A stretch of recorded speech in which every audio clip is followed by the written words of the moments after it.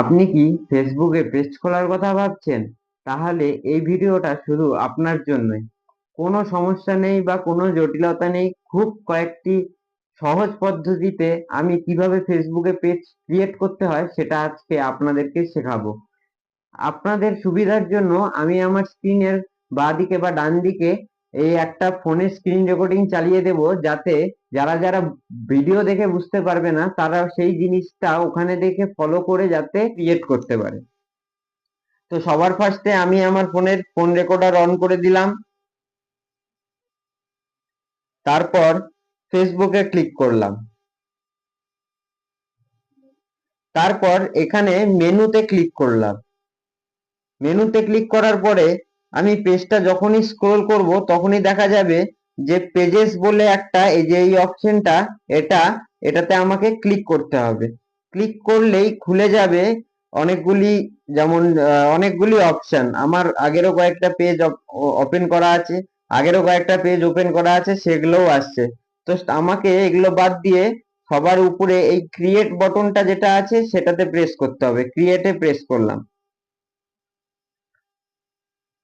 ক্রিয়েটে press করার পরে পেজের নেম চাচ্ছে, পেজ নেম দিলাম টেক অরিজিট, তারপরে নেক্সট করলাম। তারপরে ক্যাটাগরি বা কি ধরনের আমি ভিডিও বানাবো বা আমার ভিডিওতে কি থাকবে সেই বিষয়ে তারা জানতে চায়, তো এখানে আমি দিব ধরুন মিউজিক ব্যান্ড হিসেবে কন্টেন্ট ক্রিয়েটার।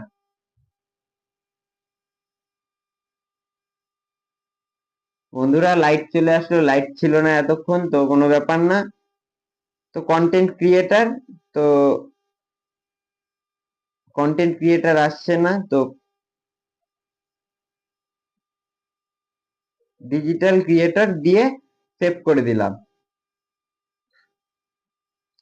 নেটটারও প্রচন্ড স্লো, নেট না হলে খুব তাড়াতাড়ি হয়ে যায়।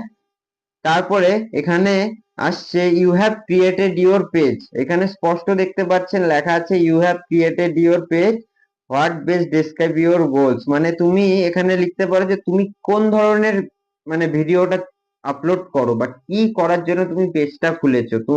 তো আমি এখানে creator content and connect with fans এটার মধ্যে ক্লিক করলাম, তারপরে কন্টিনিউ বাটনটা টিপে দিলাম।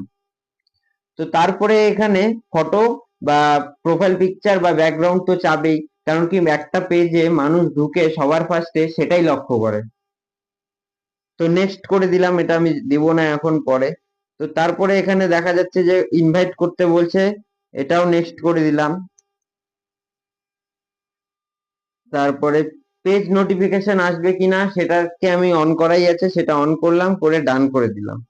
তো এর খুবই সহজ। এই যে আপনি দেখতে পাচ্ছেন, এই মাত্র কয়েকটা স্টেপ ফলো করেই আমি ফেসবুকে এই কয়েকটা মাত্র স্টেপ ফলো করে আমি ফেসবুকে একটা পেজ ক্রিয়েট করে ফেললাম।